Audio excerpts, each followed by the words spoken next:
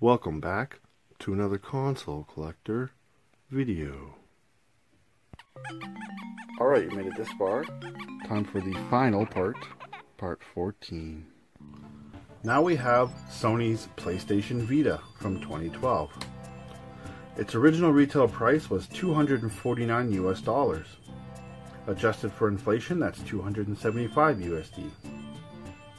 The PlayStation Vita, also known as the PS Vita, is a handheld game console developed and released by Sony Computer Entertainment in February 2012. It is the successor to the PlayStation Portable as part of the PlayStation brand of gaming devices. It competed mainly with the Nintendo 3DS. The PS Vita uses small chip-style cards similar to the Nintendo DS and 3DS game cards. The original model of the handheld includes a 5-inch touchscreen, supports Bluetooth, Wi-Fi, and has optional 3G. A revised model, the PS Vita 2000 series, released across 2013 and 2014, sports all the same features with a slightly smaller size, extended battery life, and an LCD screen replacing the OLED display. The system's design was created to meld the experience of a big-budget, dedicated video game platform with the then up-and-coming trend of mobile gaming through smartphones and tablets. However, in the year after the device's successful launch, sales of the hardware and its bigger-budget games stalled, threatening to end its lifespan. A concentrated effort to attract smaller indie developers in the West, combined with strong support from mid-level Japanese companies, helped keep the platform afloat. While this led to less diversity in the game's library, it did garner strong support in Japanese-developed role-playing games and visual novels alongside Western-developed indie games, leading it to become a moderate seller in Japan and build a smaller yet passionate user base in the West. In the platform's later years, Sony also prompted its ability to work in conjunction with other gaming products, notably the ability to play PlayStation 4 games on it through the process of remote play, similar to the way the Wii U's function of the off-TV play with the gamepad. Production of the system and its physical cartridges are scheduled to end in 2019. The Vita has a great lineup of games with popular titles like God of War, Uncharted, and even Persona making appearances on the Vita. So this here is my blue PlayStation Vita. It has dual analog joysticks here. You got a PlayStation Home button, got Start and Select, you got your standard control buttons, got a little tiny camera right there, you got your D-pad, a speaker, a very nice big bright screen. You got shoulder buttons here, power button, volume. Up here is where you'd insert the game cartridge. On the back, these are actually touchpad buttons, so in certain games you could touch them and it acts as a button. Got a camera here, and on the bottom you've got your charging port and a headphone jack. The Vita truly is a great system. It's just too bad it didn't get the love it deserved. Game cartridges came in little small cases like this, and they're little chip style game cartridges. The Vita was also known, similar to the PS3, of having many HD remasters and collections on the Vita. Vita has a great game library, and it's definitely a console worth checking out. So that's going to wrap up the PlayStation Vita from 2012. Finally, we end off with Nintendo's 3DS from 2011. Its original retail price was $249 USD. Adjusted for inflation, that's $284 USD. The Nintendo 3DS is a handheld game console produced and released by Nintendo in March 2011. It is capable of displaying stereoscopic 3D effects without the use of 3D glasses or additional accessories. Another key upgrade on the 3DS from the previous model, the DSi, is the addition of a circle pad thumbstick, which was well overdue for 3D environmental games. The 3DS supported Nintendo's new online store called the Nintendo eShop. The eShop had a vast array of games in the Virtual Console, as well as several popular apps supported by the 3DS such as Netflix, Hulu, and YouTube. The 3DS came out in a number of colors. The 3DS succeeds the Nintendo DS, featuring backwards compatibility with the entire Nintendo DS library of games. Its main competitor was the PlayStation Vita from Sony. So this here is the original 3DS. This is the metallic purple version. So it came with two cameras on the top here, so you could actually take 3D photos. At the top here we got shoulder buttons, you got your charging port, your game cartridge slot, wireless connector. Here is your stylus back on top for some reason. There's your headphone jack. You got your volume control here, SD card right here, and then you've got your wireless on and off switch right here.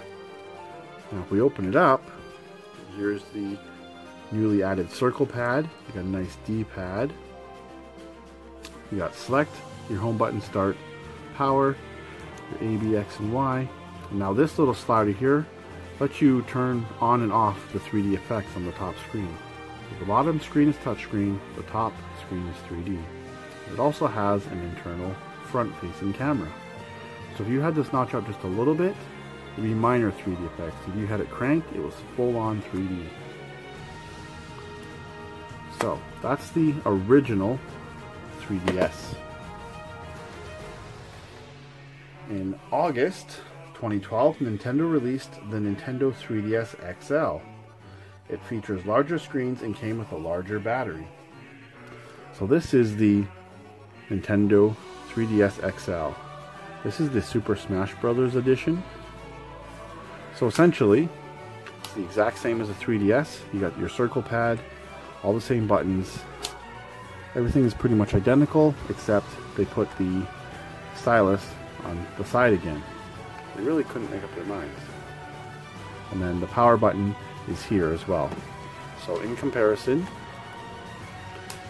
you have 3DS and the 2DS. A little difficult to see, but much larger screens. And it's actually wonderful how large these screens are. But then again, the game is stretched out a little bit, so it comes down to personal preference. So we flash forward to October 2013. Nintendo released a Nintendo 2DS. The 2DS was designed as an entry-level model targeting children. It features a flat, non-folding form factor and does not include the 3D's signature 3D display. The 2DS actually uses a single display panel with an overlay mimicking the 3DS screen's dimensions. The cheaper price tag and the durability and form factor made it the perfect DS system for young kids. So, with those out of the way, this here is the Nintendo 2DS. So it's got a nice wedged shape here. People mostly call it a doorstop because it looks very similar to a doorstop. So you got your D-pad here, your start select, your power, your microphone, your home button.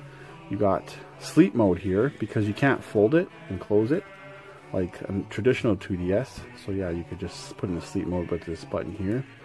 Got a headphone jack, all the same buttons. You got your charging port, your game cartridge slot, and shoulder buttons up there. On the back, you got the dual cameras again, and on the side is your stylus. So you could actually take 3D photos with this, but you couldn't view them in 3D. Now for me personally, I really enjoy this. This is a great form factor, the way your fingers rest comfortably on the top, as well as on the buttons. This is my preferred way to play DS and 3DS games. Being a fan of the Game Boy Advance and Game Boy Color, this just feels nice. This particular version is the clear crystal 2DS. So that's the 2DS. In November 2014, Nintendo released yet another 3DS revision, this time the new 3DS. The new 3DS had a hardware revision of the original 3DS model. They feature a faster processor, a refreshed hardware design, additional shoulder buttons, and a pointing stick. The additional pointing stick acted as a secondary thumbstick for some games. It also had integrated amiibo support. The new 3DS plays all 3DS games. However, Nintendo did release a few titles that were only compatible with the new 3DS line of consoles, meaning that these few select games would not work with older versions of the 3DS or 2DS. The Legend of Zelda Majora's Mask and Xenoblade Chronicles 3D are two examples of games that only work with the new 3DS and the new 2DS consoles. So, this here is the new 3DS. So, here they've added the additional shoulder buttons. You got your charging port there. Your game cartridge slot is now at the bottom with your headphone jack. Your power button is now there. Your stylus is now located at the bottom. On the side here, you have your volume control. Here is the 3D intensity. So you can have it off or very intense. Now here's the little circle pad on the right side. It doesn't move like this one, but it somehow just detects where your finger is and acts as a second joystick. I played Minecraft on this, and running the dual joysticks, it actually works very well. Now, the thing about the new 3DS is you can actually take these faceplates off and change them. I added these faceplates, but yeah, that's really cool. You can customize the new 3DS to the way you like. Now let's take a quick look at the game cartridges. So this is one of the games that says only for the new Nintendo 3DS. So this particular game will not work with things like the older 2DS or the original 3DS or 3DS XL. Try to stick with me here, it can be confusing, I know. So this is what the cartridges look like. All 3DS games look like this cartridge here. And get it to focus. The only difference from a DS cartridge to a 3DS cartridge is this little nub here. So again, all 3D cartridges look this way, but this particular game only works in the new 3DS and 3DS XL and the new 2DS XL. But now I'm getting ahead of myself. Alright, so this is the new 3DS.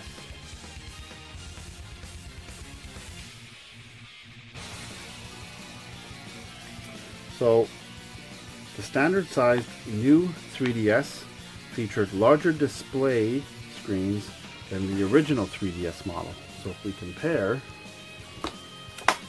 you can actually kind of see, might be a little hard to see, but the screens are actually larger opposed to the original launch 3DS.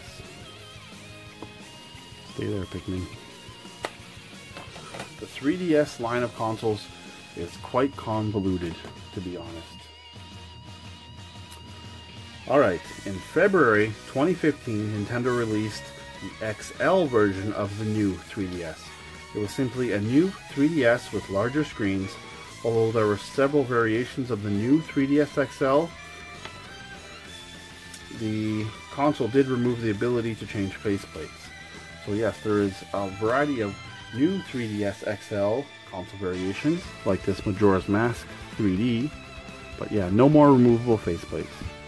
So again, it's identical to the new 3DS, it's just got the larger screens. It's got the second thumbstick there, so you can see quite the size difference. Again, non-removable faceplates, but everything's pretty much the exact same. Alright, so that's the new 3DS and the new 3DS XL. Now, in July 2017, Nintendo released another 3DS console.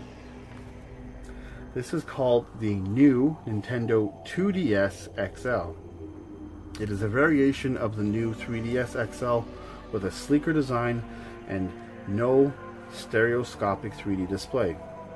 It was also much cheaper than the new 3DS XL. So this guy here is the new 2DS XL. So it's gone back to the clamshell design. So essentially, it's nothing like this 2DS. This is essentially a new 3DS XL without the 2D. You get the second thumbstick, the upgraded processor. The screens are very large on this. This is actually a pretty good system itself. So on this version, they actually have an enclosed cartridge slot and micro SD slot there now. You have your stylus, which this is the shortest stylus yet, located at the bottom. Got your power button and your shoulder buttons and your charging port, your volume there. So yes, this is the new 2DS XL, and there's several variations of the new 2DS XL, such as the Pokeball Edition 2DS XL you see there, as well as the Hylian Shield Zelda 2DS XL seen there. The non-XL model of the new 3DS was later discontinued worldwide in 2017, with the XL model being discontinued in late 2017. So as of today, the new 2DS XL is the only DS handheld left in production. So all of these DSs you've seen in this video are out of production except for the new 2DS XL. So there's no more 3DS essentially. All of the 3DS family of consoles are backwards compatible and can play all original DS games. The 3DS has one of the most impressive and vast libraries of all time. Pokemon, Zelda, Mario, Fire Emblem, Kirby, Metroid, they're all here. A huge amount of third-party support as well, with titles like Shovel Knight, Bravely Default, and Phoenix Wright making their appearance on the 3DS. The best-selling 3DS game so far, because they're still producing 3DS games, is Mario Kart 7. And with that said, that is going to wrap up the handheld history of video game consoles, ending with the 3DS line of consoles. Alright, you made it. This concludes Console Collector's history of video game consoles. I want to send out a huge thanks to fellow YouTuber YYC Collector. He helped me do some of the research on these videos. Check out the description to visit his channel. I also want to thank each and every one of you for sticking through these videos and watching.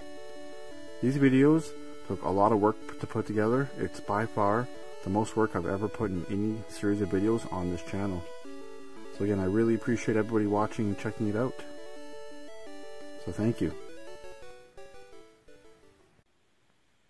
Alright, that's going to wrap up today's video. Be sure to follow me on social media. Instagram, _console_collector. On Facebook, Console Collector. On Twitch, Console Collector.